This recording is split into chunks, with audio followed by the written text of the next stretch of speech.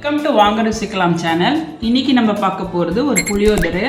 மீனாட்சி அம்மன் கோவிலில் எப்படி புளியோதரை செய்வாங்களோ அதே புளியோதரை நம்ம சேனலில் பார்க்க போகிறோம். வாங்க எப்படி செய்யலான்னு பார்க்கலாம். இதுக்கு நான் ஒரு பெரிய எலுமிச்சம்பழ அளவில் புளி எடுத்து ஊற வச்சுருக்கேன். ஒரு 1 hour புளி ஊறணுங்க. பச்சரிசி ஒரு 1.5 கப்பு எடுத்து நல்லா பாயில் பண்ணிவிட்டு இந்த மாதிரி ஹாஃப் பாயில்டாக இருக்கணும். சாதம் வந்து உதிரியாக இருக்கணும். இதை நல்லா ஆற வச்சு எடுத்துக்கோங்க. புளியோதரைக்கு நம்ம ஒரு பொடி அரைக்க போகிறோம். அதுக்கு தேவையான பொருள் பார்த்துக்கலாம். 1.5 டீஸ்பூன் கருப்பு எள்ளுங்க. கருப்பு எள்ளு தான் எடுக்கணும். வெள்ளை எள்ளு எடுத்தால் கலர் வராது. 1 டேபிள் ஸ்பூன் வெந்தயம். இது ஒரு 3 டேபிள் ஸ்பூன் தனியா. வரமல்லி வந்து நிறைய எடுத்துக்கோங்க. ஒரு 2 டேபிள் ஸ்பூன் மிளகு. இதை வந்து நம்ம ட்ரை ரோஸ்ட் பண்ணி பொடியாக்க போகிறோம். ஒரு 10லேருந்து 15 நம்பர் காஞ்ச மிளகாய் எடுத்துருக்கேங்க. நான் சொன்ன அளவுக்கான காஞ்ச மிளகாய் இது. உங்களுக்கு காரம் வேணும்னா நீங்கள் நிறைய எடுத்துக்கலாம். ஏன்னா ஏற்கனவே நம்ம மிளகும் போடுறோம். ஸோ அதனால் காரம் பார்த்து சேர்த்துக்கோங்க.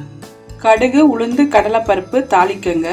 வெங்காயத்தூள் ஒரு 2 டீஸ்பூன் போடலாங்க. இது வந்து நம்ம மேலே சாதத்து மேலே வறுத்து கொட்டுறதுக்கு கொஞ்சம் வேர்க்கடலை, கொஞ்சம் முந்திரி வேணான்னா ஆப்ஷனல் தான். பொதுவாக கோவிலில் வந்து வேர்க்கடலை தான் போடுவாங்க. நம்ம வீட்டில் பண்ணுறதால கொஞ்சம் நான் முந்திரியை போடுறேன். அப்புறம் ஒரு கொத்து கருவேப்பிலை. இதுதான் தேவையான பொருட்கள்ங்க. வாங்க எப்படி செய்யலான்னு பார்க்கலாம். ஒரு பேன் எடுத்துக்கோங்க. வெறும் வானொலியில் ஃபஸ்ட்டு நான் வந்து மிளகு சேர்த்துக்கிறேங்க. ஃபஸ்ட்டு எள்ளு சேர்த்துக்கிறேங்க. மிளகு எள்ளு நல்லா வருங்க. ஃபஸ்ட்டு வெந்தயம் போட்டுக்கோங்க. கடைசியாக வரமல்லி இதையும் சேர்த்து நல்லா அது பச்சை ஸ்மெல் போகிற வரைக்கும் மீடியம் ஃப்ளேமில் ரோஸ்ட் பண்ணுங்கள். பாருங்கள், இந்த மாதிரி வறுத்து எடுத்துக்கணும். இதை ஆறுனப்புறம் இப்போ நம்ம பொடி பண்ணிக்கலாம். அந்த காலத்துலாம் இதை வந்து நல்லா இடித்து போடுவாங்க உரலில். அதுதான் பயங்கர டேஸ்ட் கொடுக்கும். உங்களுக்கு வேணால் நீங்கள் இடித்து போடலாம். ஆனால் அப்போ வந்து மிளகு தனியாக வறுக்கணும், தனியாக தனியாக வறுக்கணும், வெந்தயம் தனியாக வறுக்கணும், அந்த மாதிரி பண்ணணும். ஸோ இதுதான் மெத்தடுங்க. அதான் நான் சொல்லிட்டேன். பாருங்கள், நம்ம தனியா, மிளகு, வெந்தயம் வந்து இந்த மாதிரி பொடிச்சு எடுத்துக்கணும். பேனில் கொஞ்சமாக நல்லெண்ணெய் சேர்த்துக்கோங்க. இந்த எல்லா புளியோதரைக்கு ஃபுல்லாகவே நான் நல்லெண்ணெய் தான் சேர்க்க போகிறேன். இப்போ கொஞ்சமாக நல்லெண்ணெய் சேர்த்துக்கிட்டோம். இப்போ இதில் வேர்க்கடலை, முந்திரி, கருவேப்பிலை வறுத்து நம்ம எடுத்து வச்சுக்க போகிறோம்.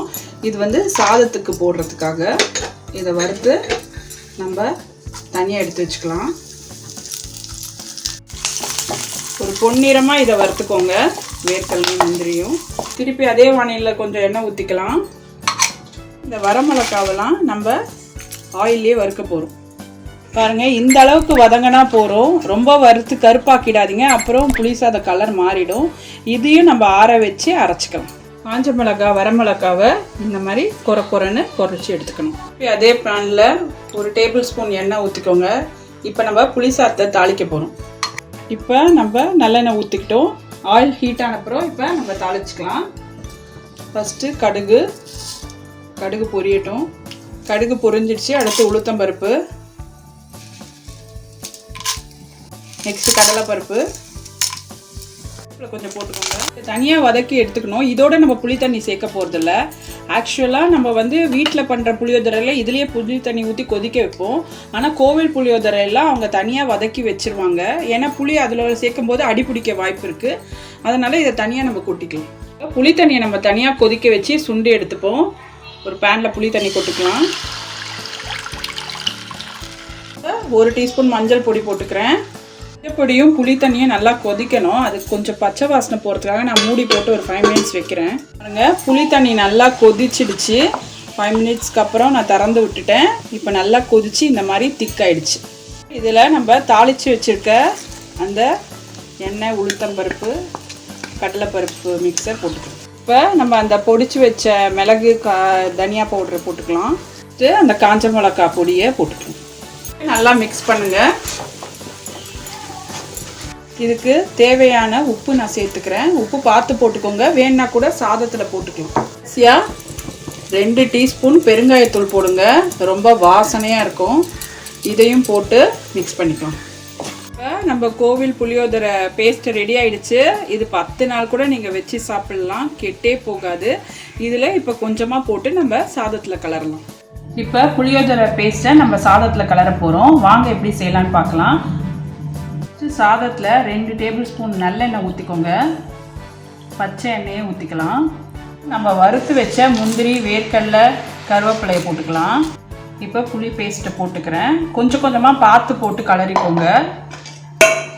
பாருங்கள், நம்ம கோவில் புளியோதரை சூப்பராக ரெடி ஆயிடுச்சு.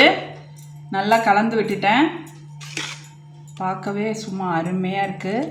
நல்லெண்ணெய் வாசத்தோட சூப்பராக வந்திருக்குங்க. இதை நான் இப்போ பிளேட்டிங் பண்ணிடுறேன்.